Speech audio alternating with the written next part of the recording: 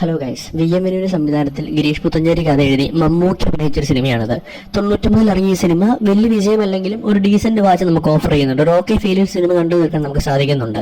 സിനിമയുടെ പ്ലോട്ടിലേക്ക് വന്നാൽ ഒരു ചെണ്ടമേളക്കാരൻ കരിയറിലെ പീക്ക് ടൈമിൽ നിൽക്കുന്നു. കുറെ മോശം കൂട്ടുകെട്ടിൽ പോയത് അയാൾ പെടുന്നു. അയാളുടെ ഫാമിലിയിൽ ഇഷ്യൂ ഉണ്ടാകുന്നു, കരിയറിൽ ഇഷ്യൂ ഉണ്ടാകുന്നു, പിന്നെ കരിയറിൽ ഒരു ഡൗൺഫാൾ സംഭവിക്കുന്നു.